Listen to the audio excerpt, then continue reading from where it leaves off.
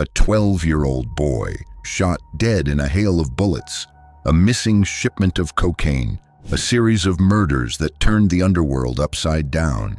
It started in the Netherlands but ended in Marbella, a deadly war fought in the shadows, and in the middle of it all, Samir Bouyakhrichan, drug dealer, businessman, target, friends turned enemies, allies disappeared, until he too fell. And even after his death, another body is found, deep underground in a residential area near Marbella, a murder that still raises questions. Who gave the order, and who is next? This is the complete story of Samir Bouyakhrichan. We start at the beginning. April 22nd, 1980. A beautiful day for two Moroccan parents who dream of a better life. Their son is born. His name, Samir. But their son will pursue that dream in a completely different way than they could ever have imagined. Samir grows up in Amsterdam West, a neighborhood where opportunities and crime sometimes go hand in hand. He gets to know the street at a young age, not through books or school, but through the people around him. And his name? It stays under the radar for a long time. No major crimes, no violent robberies. But that doesn't mean he sits still.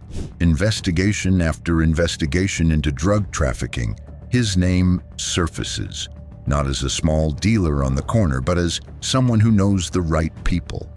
The question is not whether Samir will enter the underworld, but how far he dares to go. At 28, Samir leaves Amsterdam behind. He moves to Spain, officially as a real estate entrepreneur, and it seems as if he has left his past behind. But if you look closely, you will see that behind the lavish villas and luxury cars, another game is being played. A game in which millions of cocaine dollars circulate, and where trust is as fleeting as the sea breeze in Marbella. At 31, Samir travels to Dubai, perhaps for business, perhaps to close deals. But when he returns and lands at Barcelona airport, there are no investors waiting for him, no friends. But police officers, they arrest him, not for a drug bust or money laundering, but for murder of a 12-year-old boy. To understand that story, we go back 2 years in time. The evening of July 14th, 2010 started like any other in the small trailer park on the outskirts of Breda in the Netherlands. The sun had just set. The warm summer air hung still between the caravans and houses. Inside, at the kitchen table, 12-year-old Danny Gubbles sat with his mother, Jan. They were talking, perhaps about school, perhaps about the day. Suddenly the door was kicked open. His mother looked up. For a moment she thought it was her eldest son, Sander, coming home. But then, a hellish noise. Not one shot, not two. A hail of bullets. "Dive!" she screamed. Her heart pounded, her breath caught. The bullets pierced the thin wood of the trailer, through windows, through walls, through furniture. Big holes like claws eating their way in. Dust and splinters flew around. An un-Dutch attack, as the officers would later say.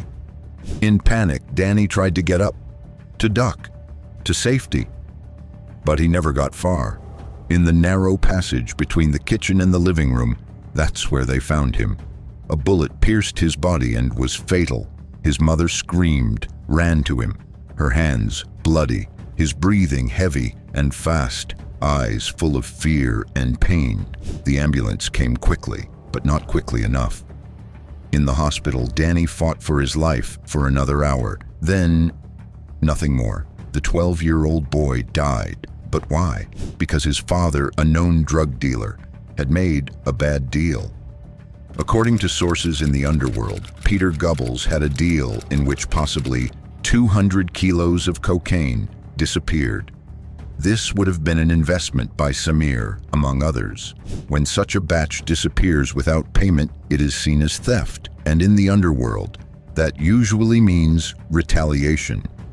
But Danny was a child, not a drug dealer, not a criminal, but he was executed as if he were. This was the murder for which Samir was arrested at the airport in Barcelona. But Samir was not prosecuted, just like in no other major case in which his name appeared. Then another 200 kilos of cocaine disappears in the port of Antwerp. Bouyakhrichan had also invested in this batch, and he wants answers. He asks his business partner Gwinnett Martha to find out where the drugs have gone. A simple request, you would think.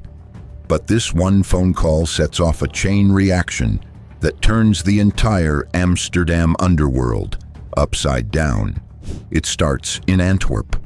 Naja Bouwboe, an Amsterdam criminal, is liquidated. Shortly afterwards, the double murder in the Staatsledenpoort follows. And then, the underworld war breaks out. Gwinnett Martha and Benouf A will be the main characters in a battle that will color the streets of Amsterdam red.